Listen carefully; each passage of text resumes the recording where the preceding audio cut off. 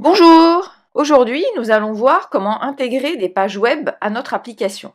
On va voir l'utilisation de deux composants qui sont WebViewer et Activity Starter. Donc, je vous fais une petite démo pour que vous ayez une idée de ce qu'on va voir ensemble. Donc, j'ai déjà créé une application. Quand j'ouvre l'application, il n'y a rien qui s'affiche, même si en fait il y a un WebViewer qui est là mais qui n'est pas visible. Donc je vais commencer par taper une adresse sur Internet et ouvrir la page pour voir comment elle s'affiche. Donc je vais taper TeamCode.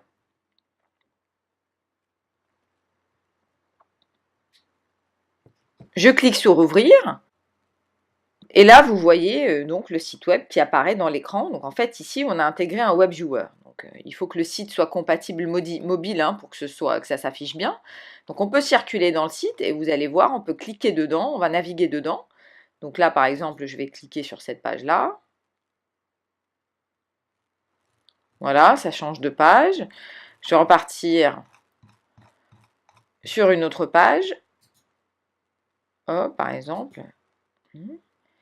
Et à partir du moment où j'ai circulé dans le site, je vais pouvoir manipuler les boutons ici pour reculer et repartir. Je vais vous montrer par exemple, je fais revenir en arrière, il repart sur la page d'avant. Là, c'est pareil et je peux avancer également directement dans le site à partir de ce bouton. Donc là, on repart sur les pages que j'ai visitées au préalable.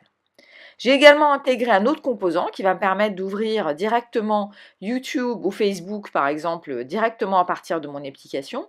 Par contre, cette fois-ci, ça va s'ouvrir dans un autre écran. Donc pour ça, j'ai utilisé un composant qui s'appelle Activity Starter. Je vous montre ce que ça peut donner. Donc sur YouTube, par exemple, on va pouvoir ouvrir directement YouTube en grand écran. Ou on peut aussi cliquer sur la page Facebook, par exemple, et on va avoir également l'écran donc Facebook en plein écran. Par contre, là, on est sorti de notre application. Donc, pour revenir à notre application, il faut qu'on clique sur le bouton retour de notre téléphone cette fois-ci. Voilà, donc maintenant que vous avez à peu près une idée de ce qu'on va faire, on va passer directement au tuto. Alors dans ce tuto web, nous allons regarder comment fonctionnent deux composants qui sont WebViewer et Activity Starter qui vont nous permettre d'intégrer des pages web à nos applications. Donc, je me suis un peu avancée dans la création de l'interface pour passer un peu plus de temps donc, sur la programmation des composants. Je vous indique rapidement ce que j'ai fait si vous voulez faire quelque chose de similaire. Donc vous créez un nouveau projet. Pour ceux qui n'ont pas vu les autres tutos, toutes les explications sur la création de projets dans App Inventor sont dans le premier tuto de la série qui s'appelle Hello World. Et ici, dans l'interface, c'est assez simple. Donc, j'ai d'abord créé un arrangement horizontal qu'on trouve ici dans Layout, voilà, dans lequel j'ai mis deux boutons, enfin un bouton et un champ texte. Donc, Textbox qu'on trouve ici, qui est un champ pour saisir l'URL qu'on veut ouvrir, et un bouton ouvrir pour cliquer dessus. Ensuite, j'ai mis un deuxième arrangement horizontal dans lequel j'ai mis deux boutons, reculer et avancer. Et j'ai mis également un petit label qui est invisible à l'écran, mais dans lequel on pourra afficher l'URL de la page sur laquelle on est, pour vous montrer comment ça peut fonctionner en utilisant certaines propriétés de WebViewer. En dessous, j'ai mis un WebViewer. Donc le WebViewer, vous pouvez le trouver ici, tout en bas de la partie User Interface. C'est un composant visible. Et en dessous, j'ai mis de nouveau un arrangement horizontal dans lequel j'ai mis deux boutons, un bouton pour ouvrir YouTube et un bouton pour ouvrir Facebook. Et enfin, vous allez dans la partie Connectivity et là, vous intégrez le composant invisible Activity Starter qui va se mettre en bas. Et on va passer à la partie programmation pour voir comment fonctionnent ces deux composants. Donc, regardons d'abord ce qu'on peut faire avec WebViewer. WebViewer, sa fonction principale, c'est d'ouvrir une page web. Donc en fait, il faut qu'on lui définisse une URL et qu'on lui demande d'aller chercher, ouvrir la page qui est associée à cette URL. On peut lui associer une URL de départ qui sera sa URL home en fait, et ce qui fait qu'à l'initialisation de l'écran, par exemple, il peut automatiquement s'ouvrir sur une URL donnée. Donc, moi, ce que j'ai fait dans la démo, c'est que j'ai rendu le WebViewer invisible, enfin il n'était pas visible, mais en fait je l'ai désactivé pour qu'il n'y ait aucune page qui s'affiche. Mais on va voir ensemble comment on va pouvoir faire en sorte qu'il aille directement ouvrir une page, par exemple. Ensuite, les boutons qu'on a manipulés pour avancer et reculer, c'est les boutons Go Back et Go Forward. Puis après, il y a d'autres fonctions qu'on ne va pas tout voir dans cette démo, donc vous pourrez tester un peu tout seul pour vider les caches ou des choses comme ça. Et dans les propriétés, on peut aussi ajuster la hauteur, la largeur, etc. Et on regardera ensemble comment on peut aussi faire en sorte d'afficher, par exemple, la page actuelle sur laquelle on est ou de montrer l'URL de la page sur laquelle on est. On peut aussi lui dire de suivre les liens ou pas. Donc ça, c'est true ou false. C'est une valeur booléenne. Ça veut dire que quand vous êtes dans le WebViewer, quand vous cliquez dedans, vous choisissez de l'autoriser à cliquer sur le lien et naviguer directement sur le site dans l'application ou pas. Donc commençons par voir ce que ça donne quand on affiche une URL home. Donc, on va la mettre sous Screen Initialize. Donc on va dire quand on ouvre l'application, quand j'initialise l'écran, je vais donc définir une URL, voilà, home URL, à une adresse donnée. Donc par exemple, on va mettre TinCode. Donc il faut bien mettre la HTTP ou HTTPS, hein, sinon ça ne marche pas si vous mettez directement www.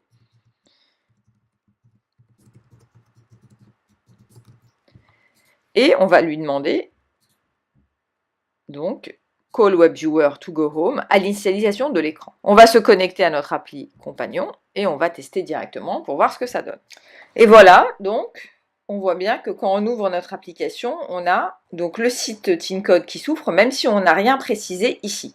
Alors après, on peut faire en sorte de ne rien afficher au départ pour permettre à la personne, par exemple, d'aller choisir le site qu'elle veut, ou alors on peut rajouter un bouton, on va dire, bah, cette fois-ci, je vais rajouter un bouton pour pouvoir, à partir de l'interface, donc, choisir le site vers lequel je veux aller. Donc, on va coder le bouton Open, donc qui est le bouton Ouvrir, et on va dire, bah, quand je clique sur le bouton Open, on va reprendre cette fois-ci la même fonction, mais ce ne sera pas Home URL, ça va être l'URL, une URL toute simple qu'on va prendre, Call WebViewer, to go to URL, et on va dire bah, l'URL, c'est l'URL que tu vas récupérer à partir de ce champ-là. Donc à partir de textbox 1. Alors attention, ici, le but de ce tuto, c'est de vous montrer le principe de fonctionnement de base de WebViewer. On n'est pas en train de faire du design et de vérifier toutes les contraintes pour que l'utilisateur utilise bien. Néanmoins, si vous êtes en train après de créer une application, vous devez bien faire attention à ce que l'utilisateur tape bien l'URL. Donc à vous de rajouter des conditions pour vérifier s'il y a bien tous les éléments nécessaires, s'il y a des choses qui manquent, comment les ajuster ou comment faire des notifications pour qu'il corrige ce qu'il a tapé, etc. Moi, par exemple, pour indiquer que la racine là est nécessaire, je l'ai insérée directement dans le champ du texte, mais bon, après, à vous d'imaginer. Donc, cette fois-ci, on va tester en direct, donc on va aller mettre une autre adresse, on va mettre Geek Junior, par exemple. Je fais OK, je clique sur Ouvrir, et effectivement, ça m'ouvre la page. Par contre, attention à une chose, WebViewer, ce n'est pas un browser, ce n'est pas un navigateur. Donc si je clique sur le bouton Retour de mon téléphone, il va sortir de l'application, il ne va pas reculer. D'accord? On va essayer tout de suite pour voir. Donc si je fais Retour, il m'a fermé l'application. Donc pour pouvoir naviguer dans mon site à l'intérieur, il faut déjà que j'ai circulé dans le site, donc j'ai cliqué les liens, et ensuite je vais rajouter moi-même des boutons qui vont me permettre de revenir en arrière ou de réavancer sur les pages que j'ai déjà visitées. Mais il ne faut pas utiliser les boutons du téléphone parce que dans ce cas-là, on va sortir de l'application. Alors, je vais vous montrer tout de suite l'utilité donc de ce qu'on a vu tout à l'heure, qui est le fait de dire follow links true ou false. Donc, on va voir par exemple ici, si je prends donc cette propriété et je mets cette WebViewer follow links to false, on ne va pas pouvoir cliquer. Voilà. Donc, on ne va pas pouvoir cliquer sur les liens. Donc, on va le tester tout de suite. Vous allez voir ce que ça peut donner. Donc, si je vais sur Google, par exemple. Donc là, je n'arrive pas à aller sur Google. Alors que si je mets Follow Links True, hop, on va pouvoir ouvrir. Donc là, c'est pareil. Si vous mettez Follow Links après, plus tard, sous les boutons avancer ou reculer, par exemple, vous ne pourrez pas avancer ou reculer. Donc maintenant, on va essayer de coder nos deux boutons pour pouvoir revenir, par exemple, sur le site d'avant. Donc, on va prendre le bouton reculer pour commencer. On va dire quand je clique sur le bouton reculer, on va voir une autre possibilité d'action avec WebViewer. On va demander à WebViewer to go back, donc de revenir sur la page précédente. Et quand je clique sur le bouton avancer, je vais utiliser une autre méthode, donc qui est go forward, voilà, pour avancer. Et on va tester tout de suite. Donc là, je clique sur reculer et je reviens bien sur ma page précédente. Et cette fois-ci, si je clique sur avancer, je repars bien sur la page. Donc cette fois-ci, ça marche parce qu'on l'a codé à l'intérieur de l'application. Donc je reviens en arrière. Ici, cette fois-ci, on va tester WebViewer Follow Links to False, par exemple. On va le mettre à ce niveau-là. On va taper quelque chose sur Google. C'est la période, on va taper élection. Et là, effectivement, il ne se passe rien. Alors que si j'active les liens, et je retape élection, donc cette fois-ci, je vois bien l'affichage des résultats Google dans mon interface. Donc on va enlever ce bouton pour l'instant, on n'en a plus besoin. Dernière chose que je voudrais vous montrer, c'est comment on peut afficher l'URL ou le nom de la page sur laquelle on est en utilisant certaines propriétés de WebViewer. Donc je vous rappelle que j'avais créé au préalable ici un label que j'ai rendu invisible. Donc on va rendre visible pour l'instant. On va lui donner une largeur automatique. On va faire en sorte d'afficher dans le label le titre ou l'URL de la page. Donc on va le faire sous le bouton avancer par exemple. On va aller regarder dans WebViewer. Par exemple, Current Page Title. Donc on va lui dire, tu vas mettre le texte de label 1. Hop, quand on clique sur avancer. Bon, alors à ce moment-là, on va repartir sur TeamCode. Donc on va cliquer à l'intérieur pour faire en sorte d'avancer, par exemple. Voilà.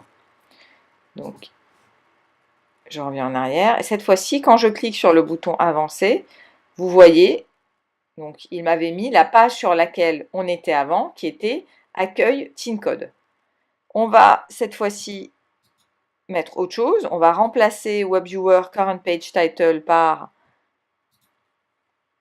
exemple Current URL. Vous voyez la différence. Et cette fois-ci, il devrait me mettre, donc je vais le mettre sous d'ailleurs le bouton reculer, comme ça on va pouvoir reculer et le voir tout de suite. Donc il devrait me mettre l'URL de cette page actuelle-là. Donc là je reviens en arrière. Et effectivement, il me met, j'étais sur la page teamcode.atelier. Donc ça vous montre à quoi ça correspond. Vous pouvez faire afficher l'URL ou la page sur laquelle vous êtes si vous voulez donner des indications à vos utilisateurs.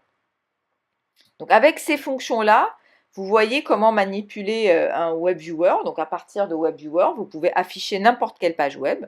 Vous pouvez aussi retravailler les dimensions du WebViewer. Je crois qu'on l'a déjà vu aussi dans un autre tuto. Vous pouvez le dimensionner par rapport à la taille complète de l'écran, donc le mettre en pourcentage ou en pixels, comme vous voulez.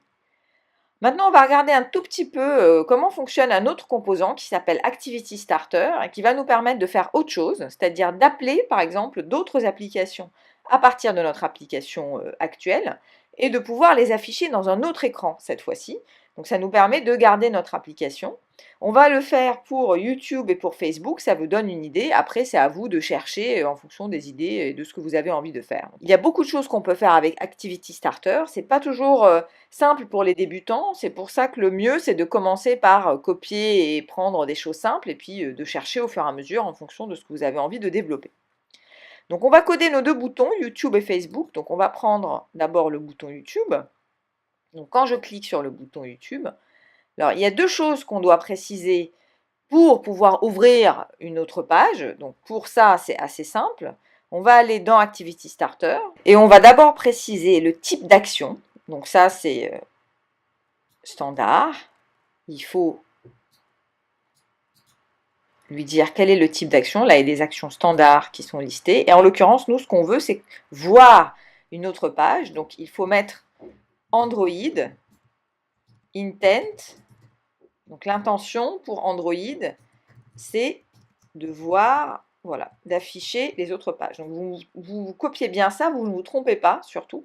Ensuite, il faut qu'on lui donne tout simplement l'adresse, donc URI, donc l'indication de, voilà, le lieu où se trouve en fait cette page qu'on va voir. Donc là, on va taper tout simplement notre URL. Donc là, par exemple, moi j'ai pris la vidéo du dernier stage TeenCode, donc je vais copier l'URL qui est là, et je la copie ici.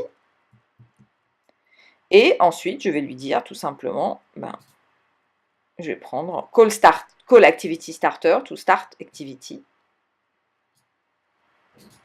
Et on va tester tout de suite. Donc normalement, si je clique sur le bouton YouTube, ça doit m'ouvrir. Voilà, ça ouvre YouTube en plein écran de mon téléphone, mais sur une autre page. Là, par contre, cette fois-ci, si je veux revenir en arrière, il faut que j'appuie sur le bouton du téléphone parce que ça va me permettre de revenir sur mon application.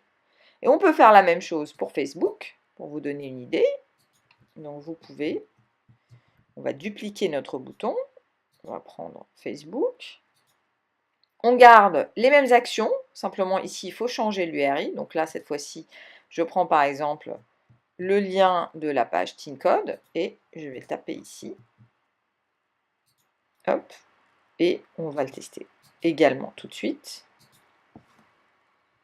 Donc là, on voit bien, ça ouvre effectivement l'application, donc la page Facebook mobile, directement sur l'écran du téléphone en grand, et on va pouvoir faire retour pour revenir à l'application. Donc avec ça, vous pouvez faire pas mal de choses avec Activity Starter que vous ne pouvez pas forcément faire avec WebViewer, ou alors qui ne vont pas s'afficher de la même manière. Donc c'est après à vous de décider en fonction de l'expérience utilisateur que vous voulez avoir, si vous voulez utiliser ou l'un ou l'autre pour afficher des choses directement au sein de votre application ou sortir de l'application et communiquer avec d'autres applications. J'espère que ce petit tuto vous a donné une idée de ce qu'il est possible de faire. Bonne exploration et puis à bientôt pour un prochain tuto et le dernier de la série média.